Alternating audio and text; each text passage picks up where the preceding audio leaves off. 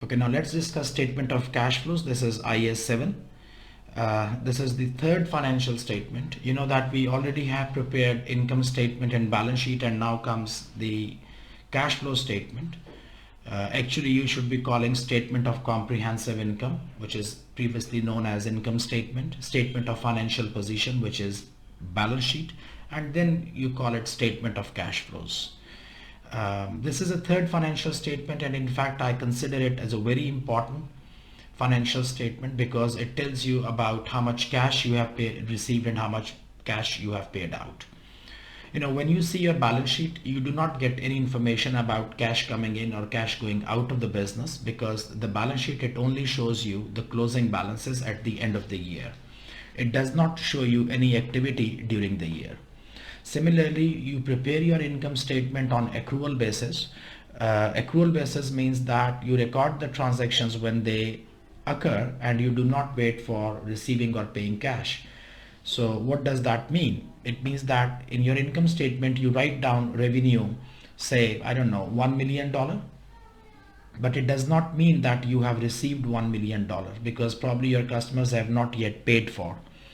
Similarly, in the income statement, you write down your expenses. You say salaries expense $100,000, but it does not mean that you have paid $100,000, because income statement only shows the expense. It says salaries expense. It does not say, salaries paid. It says interest expense. It says tax expense, but it does not say tax paid.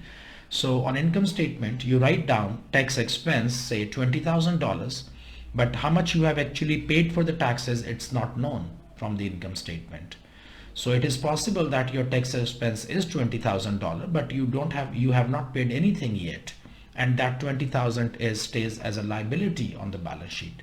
So when you see the balance sheet, it only shows you the closing balances. When you see the income statement, it gives you the full amounts, incomes and expenses, but it does not give you any information how much you have received or paid. Considering this, we need a financial statement which should actually show us that how much we have received during the year and how much we have paid during the year. And here comes our cash flow statement. So cash flow statement, it actually it serves few purposes. So there could be few reasons for preparing cash flow statement. One reason could be that you want to see that how much cash you have received during the year and how much cash you have paid during the year. But this is not something which I would consider as the most important thing. For me, what is more important, it is not how much cash I have received or how much I have paid or how much do I have. What is more important is that where did I get this cash from and where did I pay this cash? So it's not only about how much cash you have. What is more important, you need to know that where did you get this cash. So if you see that you've got $100,000 cash in your business, okay, $100,000 looks good, it looks nice, but the question is, where did you get this money from? If you say that I have earned this money, that looks good. But if you say that I borrowed from a bank, that's a different thing. Or you say that I sold some property, it's even a different thing. So $100,000 is $100,000, but it does not tell you where it came from. The cash flow statement will tell you that this $100,000, did you earn it, did you borrow it, or did you sell something, So we prepare cash flow statement. Number one reason that we want to see that how much cash do we have, of course, and how much did we pay, how much did we receive, and more importantly, we want to see that where did it come from and where did we pay our cash to. The last reason is that when you see your income statement, you see a profit of $1 million, but then when you see your balance sheet, your available cash is only $100,000. So where is 900,000? This is a question which may arise, and we have to answer that question, because income statement says that there is a profit of $1 million, but the available cash is only $100,000. $900,000 is kind of missing. So cash flow statement is a kind of a reconciliation between the profit on the income statement and the available cash on the balance sheet. We have to answer this question, that where is this 900,000? So cash flow statement will provide us those answers, that probably out of that 900,000, 300,000 we are still waiting from our customers in form of receivable. Probably 200,000 we purchased inventories and they are lying in our balance sheet as our asset. Or probably we have returned back some loans. We had some liabilities loans, we had paid back those loans. Or probably we had, taken some loan from the bank, we have returned back some loan, we purchased some non-current assets. So all of these answers will be given through the cash flow statement. So three reasons for cash flow statement. One, it tells you how much you have received, how much you have paid. Two, it tells you the source. Where did you get cash from and where are you paying cash to? And last of all, a reconciliation between, your profit on the income statement with the cash on the balance sheet. So it's considered as one of the very important statements. One more reason why I say that it's very important, because when you prepare your income statement, it includes a lot of facts, and it also includes a lot of estimates. It includes a lot of estimates which are not real. For example, you talk about provisions, you talk about allowances, you talk about depreciation. So the profit which is on income statement, it can be manipulated. You just change the life of your assets and your profit is changed. You just change the depreciation method, profit on income statement will be changed. Probably you increase or decrease some kind of allowances and reserves, the profit on income statement will be changed. So income statement profit can be manipulated. Whereas the cash which is on the table, you cannot play with that. If it is 100,000, it is 100,000. You cannot make it $1 more or you cannot make it $1 less. So cash is something which is a reality. We call it that cash is a fact and profit is an opinion. Profit is really an opinion of the people who are preparing the income statement, because they make a lot of judgments, they make a lot of estimates, and as a result they say that this is the profit in our opinion. But cash is a fact. So the purpose of preparing cash flow statement is the statement of cash flow shows the movement between a company's cash and cash equivalents at the beginning and at the end of the year.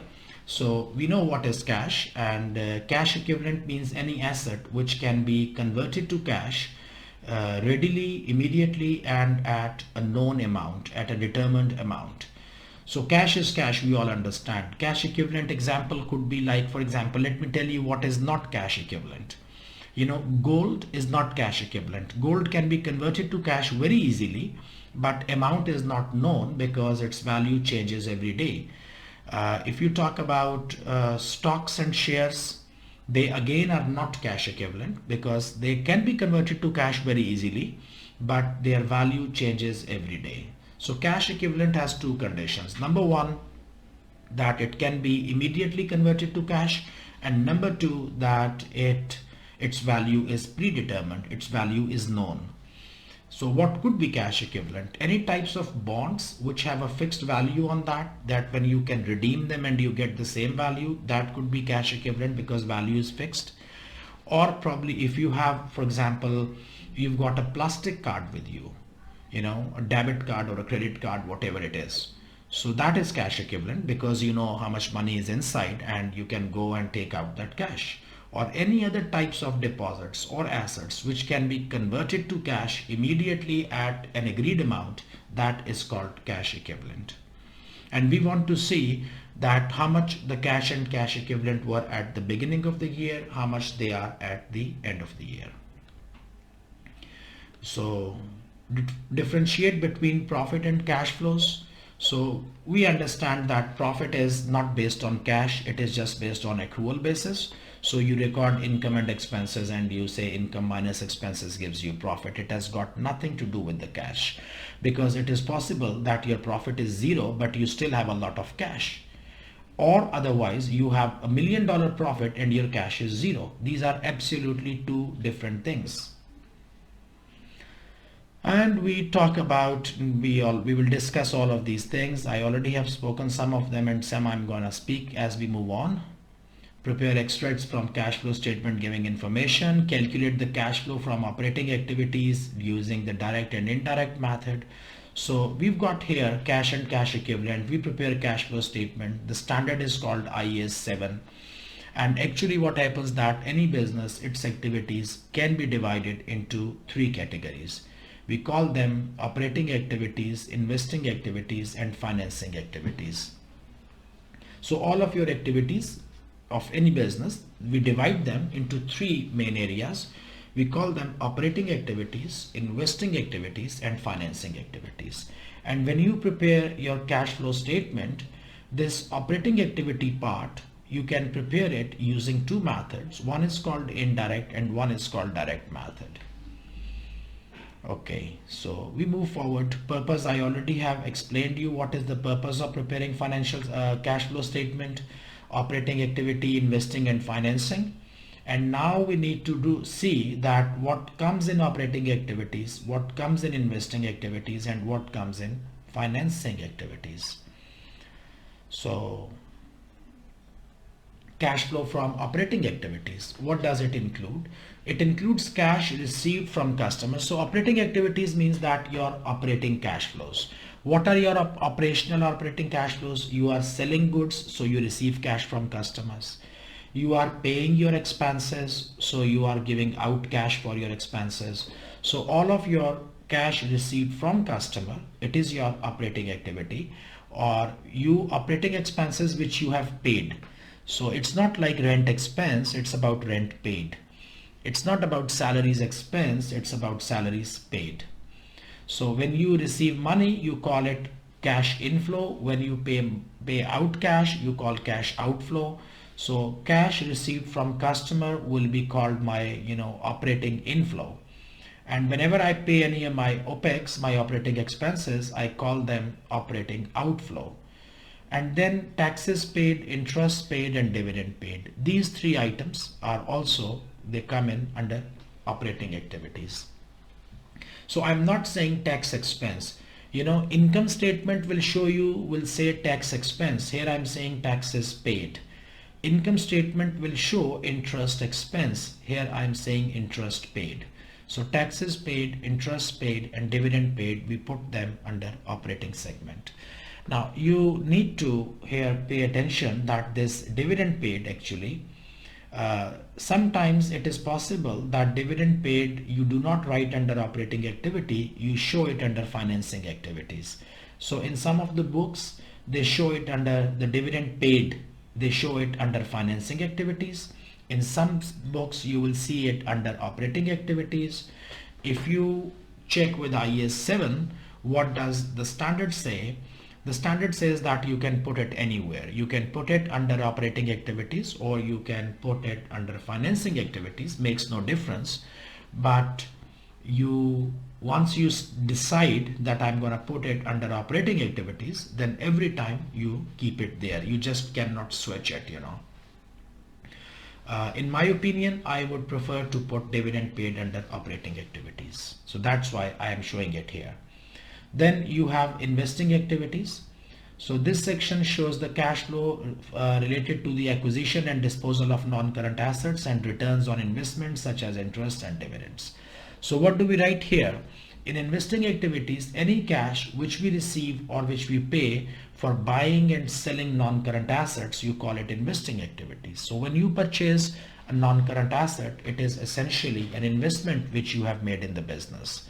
So when you purchase a non-current asset, you give cash. It is called investing outflow. If you are selling any of your old assets, so you sell your asset, non-current asset, and you get cash, I would call it investing inflow.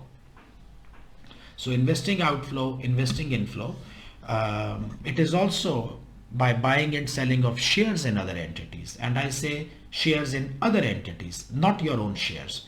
Because let's suppose company A, they purchase shares in company B. So what they are doing, they are actually doing some investment in company B. So that's investing activity. So whenever you buy or sell shares in some other entity, you call it investing activity. And investments made and dividends received, or probably any other types of investments which you make, and then you receive dividends. So when you make some investment, your cash goes out, you call it investing outflow, and then as a result of that investment, end of the year you may receive some dividend, and that would be called investing inflow, and they both are shown in your investing activities section.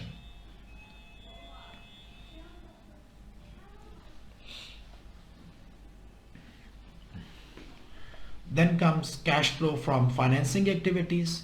So as the name suggests, it is about how do you finance the business. So financing activities means buying and selling of own shares or taking or returning loans. So these are the two main things which you put here. Like I say that if you issue your own shares, so why are you issuing your shares? You are raising finance. So why do you issue your own shares? You are raising finance. So that would be, so the cash which you receive by issuing or selling your own shares, you would call it financing inflow. And probably you sometime, go and take back your shares from the market, your own shares. So then you give out cash and get back your own shares. That is also financing activity, and you call it financing outflow. So it's about your own shares. Or probably when you take loan from some bank or you return loan, that is also a financing activity. So taking loan, so you got a loan here, you call it financing inflow. You return back the loan, it is financing outflow. But what you need to pay attention, that only the principal amount should come under financing activity. Interest, if you pay, so for example, you took a loan for $100,000. So that $100,000 is your financing inflow. Then you return back $110,000 after 1 year. So if you are returning back $110,000, so this $10,000 which is additional, this is interest. So $10,000 will go to operating activities because interest paid is operating activity, and 100,000 will be shown in the financing activities.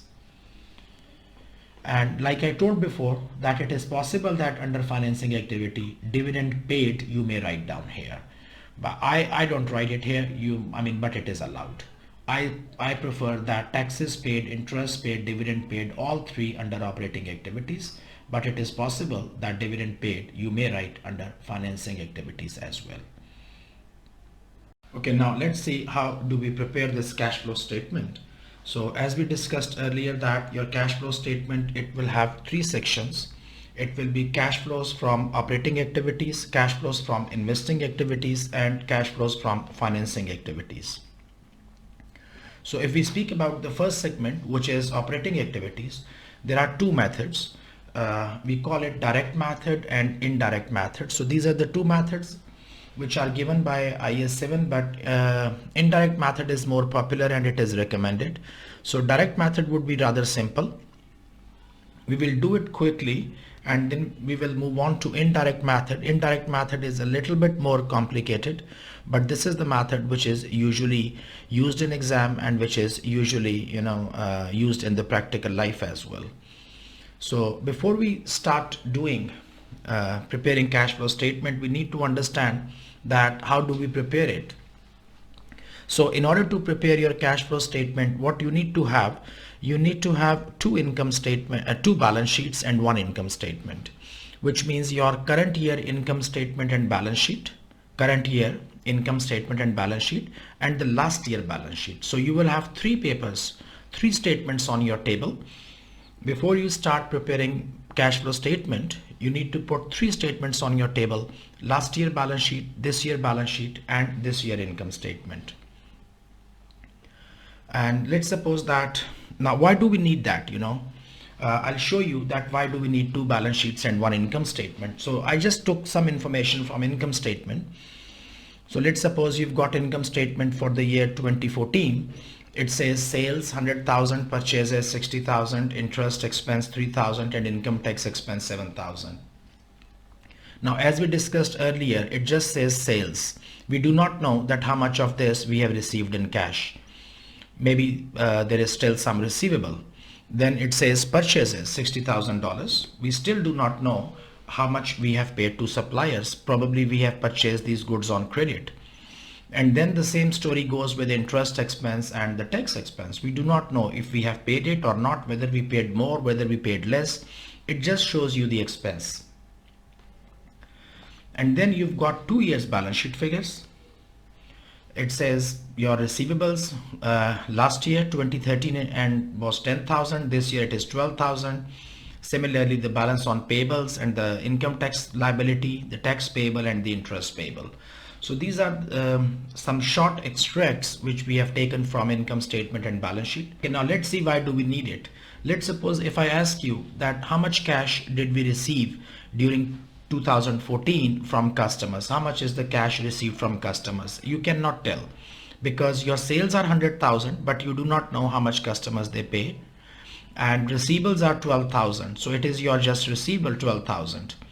If I only show you this part, current year, if I don't show you the last year, if I do not show you the last year, you only see this year 12,000. So you have this information that customers, they owe us 12,000, but you do not know how much they have paid us. In order to find out how much they have paid us, you need to use both of this information.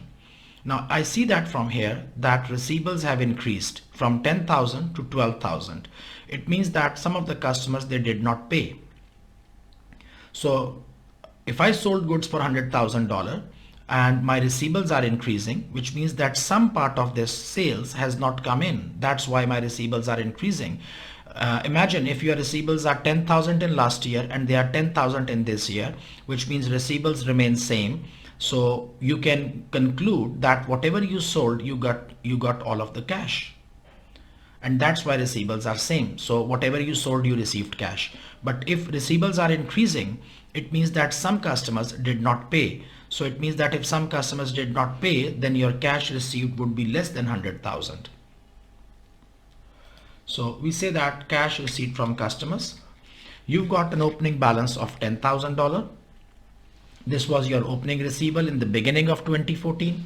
Then you sold goods for $100,000. So it means that your customer receivable should be $110,000 because 10,000 was previous receivable. 100,000 you sold goods in this year.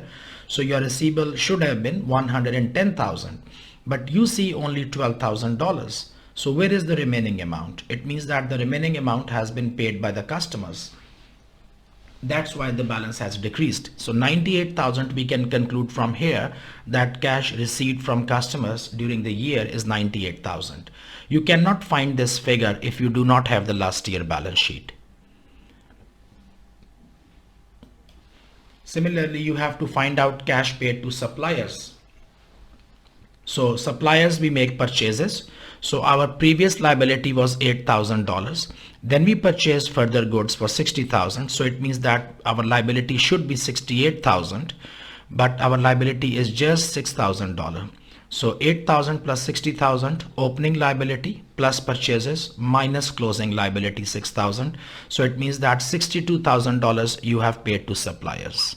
Let's suppose we need to find out our interest, our tax expense. If we want to see our tax liability, so our previous year liability was $6,000 and this year income tax is $7,000. So 6,000 plus 7,000 is 13,000. So 6,000 was your old liability. This year tax expense is 7,000. So it means that you should pay 6 plus 7, 13. But you see only 5,000 as liability. So the difference between 13 and 5, 8,000 is something which you have paid. So you can say 6,000 plus 7,000 opening tax liability plus tax expense minus closing tax liability is 8,000. And the same goes for interest expense. So you've got an interest payable of 2,000. Then this year your interest expense is 3,000. So your interest liability should be $5,000. But you see only 0. So it means that all has been paid out. So 2,000 plus 3,000 minus 0, you get 5,000. So what we can do that actually when we combine one income statement and two balance sheets, literally you can find out any number for cash received or cash paid. If you do not have this last year balance sheet, you cannot find out. If you have got only income statement or just the balance sheet, it is almost impossible to find out how much cash you have received or paid. So while preparing your cash flow statement, we need to put both of them on your table. Now let's see how our direct method it works. So this was the format for direct method. And as we said that we divide cash flow statement into 3 segments. We call it operating activities, investing activities, and financing activities. So if I speak about operating activities, so let me just fill in the numbers and then I'll put them totals. So that's how it goes. Let me show you. So it was So this direct method format is rather, simple. We will not spend a lot of time on that because we are going to use indirect method. I just put it here to show you. So what happens that you first write down operating activities, cash receipt from customers, cash paid to suppliers, cash paid to and on behalf of employees, and interest paid. So cash receipt from customers 47,300. How do you calculate it? We just learned it in the previous slide that you will find out your opening receivable plus sales minus closing receivables. Cash paid to suppliers, it will be opening payables plus purchases minus closing payables. Cash paid to and on behalf of employees, which means the salaries and taxes, etc. You can find out the same way. And then interest paid. Again, we did the same method, opening interest liability plus interest expense minus closing interest liability. So the total of these, so let's suppose these are the only 4 operating cash flows. There are not any other. Let's suppose that these are the only 4. So you've got $600 negative. It means that your operating cash flow is 600 negative. So it means that operations are not generating any cash, even you are negative in operating cash flow. And then comes cash flow from investing activities, payments to acquire tangible fixed asset. This is $40,000 negative. So you purchase some non-current assets. Then you have cash flow from financing activities, which is proceeds from long-term loans, $60,000. So you took a loan, so there is a cash inflow, you put a positive. Then it says issue of ordinary shares, you issued shares and you got some cash. This is also financing activity, it is positive cash flow. And then repayment of loan, which is $6,000 negative. So it gives you the total of these three is 104,000.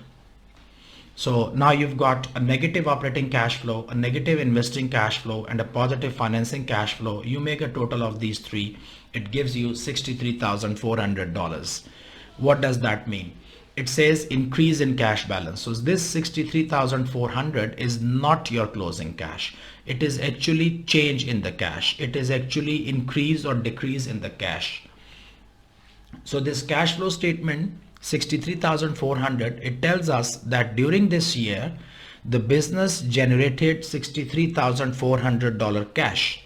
Now, if on your balance sheet you had like $5,000 opening cash, let's suppose in at the beginning of 2014, the cash on the balance sheet, the opening cash, let's suppose it was $5,000, then 5,000 plus 63,400, your closing cash should be 68,400. Now, what I just want to add one comment here, that if we see that our operating cash flow is negative, it is not a very good sign. It means that the business is not capable to finance its operations. You were paying salaries and you didn't have cash. Actually, those salaries have been paid out by taking the loan. If you had not taken out this loan, or if you had not issued these shares, you would not have been able to pay all of your expenses here. So your operating cash flow should be positive. If your operating cash flow is negative, it could be for several reasons. For example, one reason could be that you are not making good profits. Your cash receipts are less and your cash payments are more. Maybe your expenses are more than your incomes, and that's why you are going into a negative cash flow, which is not a good sign. Another reason could be that probably your profits are there, your revenues are there, but you are not collecting it properly from the customers. Customers are not paying money. So you have got a lot of receivables. So again, this is also not a good sign. Even if profits are there, but you are unable to collect the money, still it is not a good sign. So we definitely do not want to see, a negative cash balance in operating activities. That's not a good sign. This one, which is negative investing activities, it could be negative, and even if it is negative, it is not a sign of worry. We are quite satisfied with this number, no worries, because the business has invested in fixed assets, and this is the sign of a growing business, because any business who is on the growth path, they usually are investing, they are purchasing new non-current assets, they are investing in other type of business ventures. So this investing activities could be a negative thing and still it is a good thing, because when you invest in new non-current assets, it means that next year your growth will be more and your profits will be more. If it had been a positive $40,000, if it had been a positive number, I would have been more worried that why investing activities is positive. If investing activities is positive, it means that business is selling its assets and not investing in new assets. It is just selling the old assets. So that's a sign of, that you are not going to grow. It means that there is something wrong. Why are you selling your assets? Businesses should be buying assets. So this is fine. And this is also okay. So what we wanted to say that this should not have been a negative thing. So cash flow statement, actually, we are not here doing interpretation of cash flow statement. This would be a separate topic. But what I can say that cash flow statement interpretation can give you, a very eye-opening picture of the business. Now we need to move to the indirect method. But before we go to indirect method, let me explain you something. Let's suppose that you make sales of $100, you've got cost of sales 50, which makes you gross profit of $50. Then you pay administrative expenses, distribution expenses $10, depreciation $5, and you get a net profit of 25. So if I ask you how much is your profit, you would say 25. But if I ask you how much is your cash, now cash will not be equal to 25. Now let's suppose what we are assuming here, that whatever we sold, we received all of this money. Whatever was our cost of sale, we paid all of these things. So this is what I received, 100. This is what I paid for my materials. This is what I have already paid for my, admin expenses, salaries and rent, etc. I paid for the distribution cost. So this is gone. So this comes in, this goes out, this goes out, this goes out. But this depreciation is a non-cash expense. We subtract it from here, but we do not pay it out in form of cash. So this cash has not gone out of the business. So from revenue we are subtracting, we say profit is 25. But if we want to calculate cash, we would consider that this $5 is still in the business. It has not gone out. So our cash would be different. So how much is cash available? You would say that net profit, which is 25, and you say add back non-cash expenses. Any expense which is a non-cash expense, which means that you have subtracted it from the income statement, but you did not pay it out. So this cash is still in the business. So you add it. You say 25 plus 5. Your cash should be 30 now, because this $5 is still in the business. So your cash should be $30 now. But there is one more step. You say that subtract non-cash income, which means that probably there is some income, maybe here other income, or probably within sales there is some income which is recorded as income, but you have not received it yet. So you call it non-cash income. If there is any non-cash income, which means that you included it before but you did not receive it, so you subtract it. So your closing cash should be $27. Whether you do your cash flow statement with direct method, you do it with indirect method, your cash balance should be equal, sure, cash balance should be same. And the basic philosophy lies here, that net profit, add back any non-cash expenses and subtract any non-cash incomes, and you get your cash balance. So why do we do that? We say that non-cash expenses you add back because you previously subtracted them from revenue, but you never paid them out as cash. So cash is still in the business, therefore added back. So now we start with a statement of cash flows using the indirect method. Now this indirect method, as we said before, that your operating activities, the first part, operating activities, you can use it whether direct method or indirect method. Direct method we have just seen. Now we are going to see the indirect method for calculating, the operating part. Investing and financing activities, they are done in the same way. There is no difference. The only difference is in the first part. So under indirect method, this operating part is a little bit longer as compared to what you did in direct method. but you don't need to worry about it if you just consider that this section, it consists of three segments itself. Like the operating activities, I would divide it into three parts, and then it would look rather simple. So the first part which you say, so how do you start with here? You start with net profit before taxation. So you start with the income statement number. If you remember that in your income statement you have profit before interest and taxes, then you pay interest expense and you get profit before taxation, and then you pay tax and you get profit after tax. So you will take net profit before tax, which means after paying interest but before taxation. And like we said before, that what we are going to do, we are going to reconcile the profit from the income statement with the cash on the balance sheet. So you start with net profit before taxation from the income statement. And remember the concept of add back non-cash expenses and subtract non-cash income. So whatever line you take net profit before taxation, above that in your income statement, whatever are non-cash things, you add them back, and whatever are the non-cash expenses, you add them back, and non-cash incomes you subtract. So we start with net profit before taxation, and then there is a segment we call it adjustments for depreciation. Now I gave you just in the previous slide that depreciation you add back, because depreciation was a non-cash expense. It was subtracted previously when you calculated this number 3570. So actually you had already subtracted 450, but you did not pay this out, so you add it back. So the cash is still in the business, so you add back depreciation.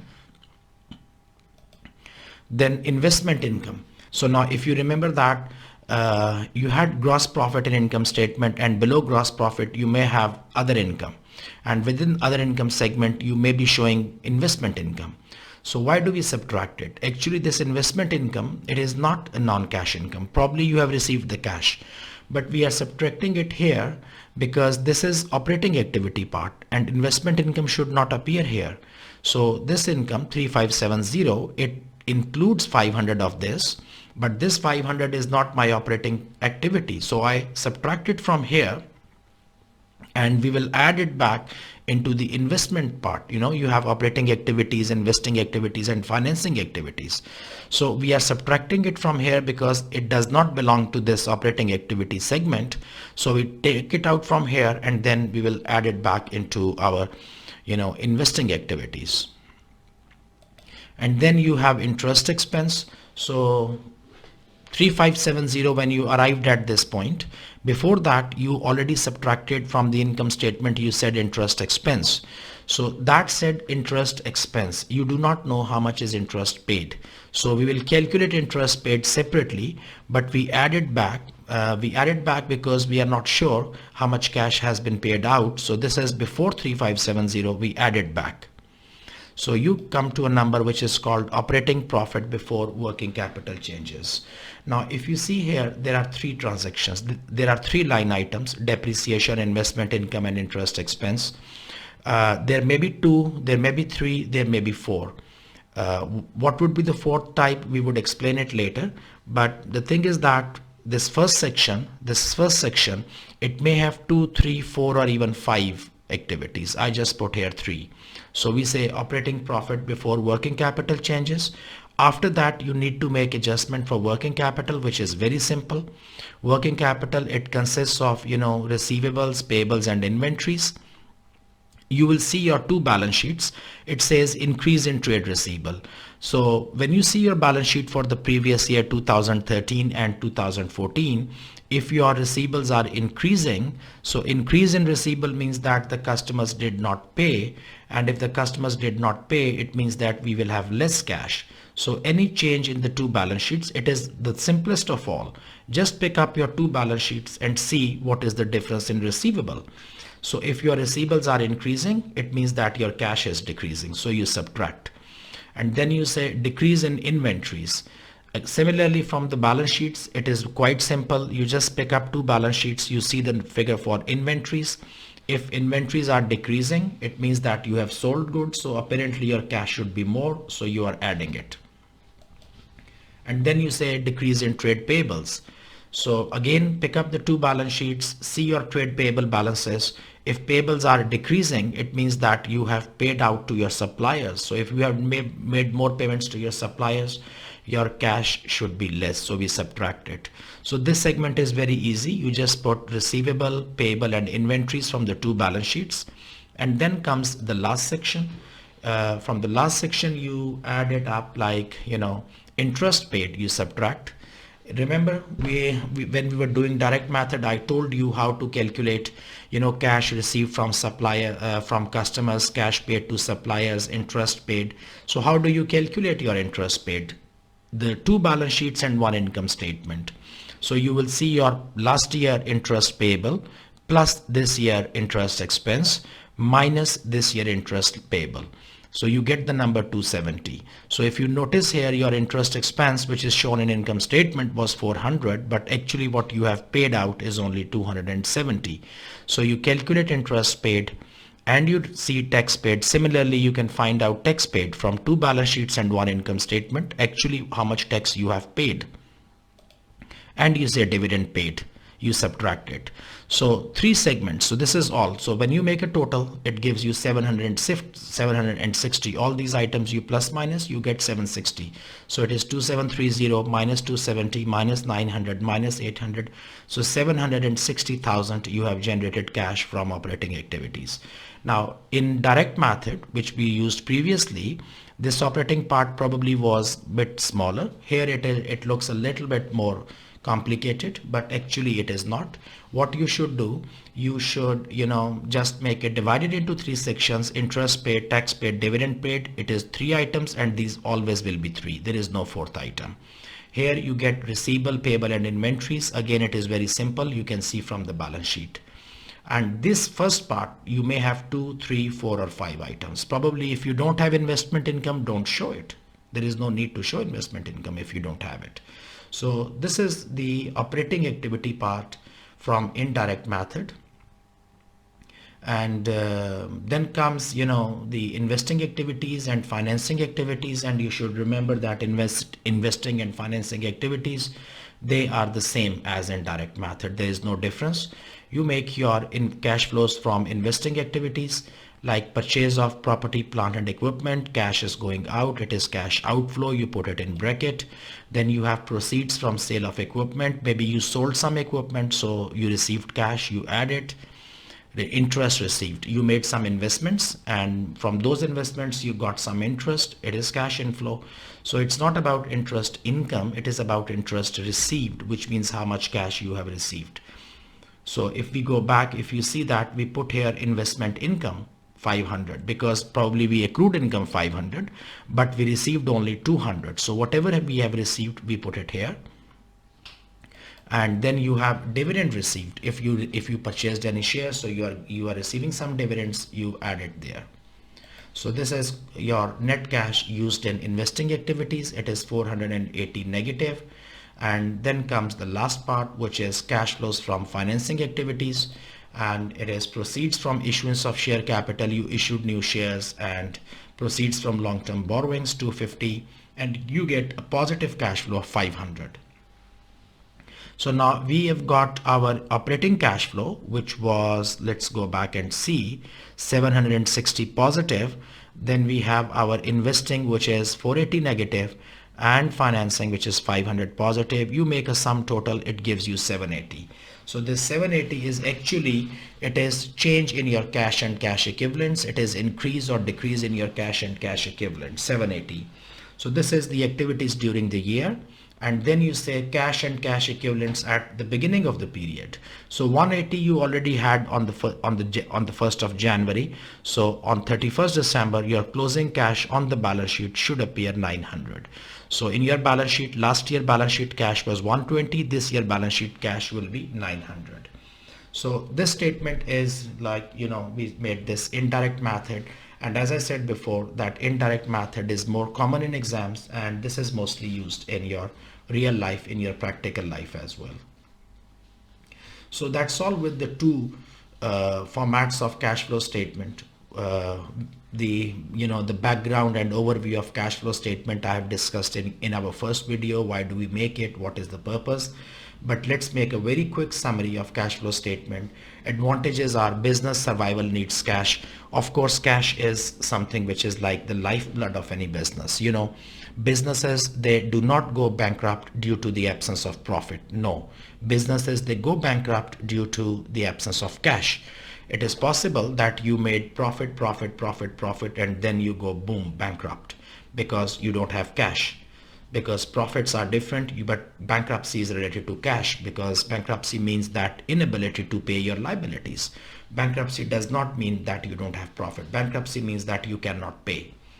Cash flow is more objective than profit. Yes, we discussed before that profit is something which is sometime which becomes subjective, because profit depends on a lot of your estimates regarding depreciations of equipment and life of equipment, depreciation method, your allowances and provisions, and a lot of estimates you make in your financial statements. But cash is something which is very clear cut, which is very objective.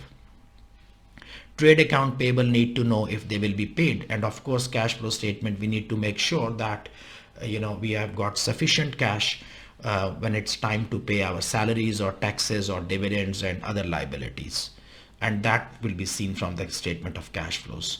And more comparability between entities and better basis for decision making, because investors, they put cash in the business and they want cash back. Investors don't want to rely only on profit, which is just on the income statement. When somebody puts $1 million, is interested in getting back $1 million. And it is easy to understand, prepare and audit. Disadvantages could be, the disadvantages of cash flow accounting are basically the opposite of advantages of accruals. Like in cash flow statement, like we said, that when you prepare cash flow statement, so you may have received cash, but you might not have earned. So that is one of the disadvantages, which means that cash is there, but it is not yet your earning, because probably you received advances. And for example, cash flows does not match income and expenditure in the statement of profit or loss.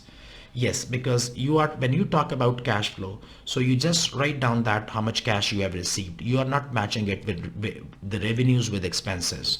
So maybe I have a lot of cash. It looks like, for example, if I go back here and you see that you've got 760,000 cash from operating activities, so it looks very good. But the point is that maybe you have not paid to your suppliers, and your payables are increasing, or probably you have held, you have accrued many expenses. So profit might be less, but cash is more. So ultimately, if you have cash today, it's quite good, but in the next year, you will have to pay your liabilities. So therefore, these are the two disadvantages primarily, which are from cash flow statement, which you can consider it as, the advantages of accrual based accounting. So that's all with the statement of cash flows. It's a difficult topic. Sometimes it becomes complex when you have to do questions. So you need to do a lot of practice for doing questions of cash flow. And I would suggest that you should not depend on one book. You should be doing cash flow statement questions from at least two books, probably the BPP and the Kaplan.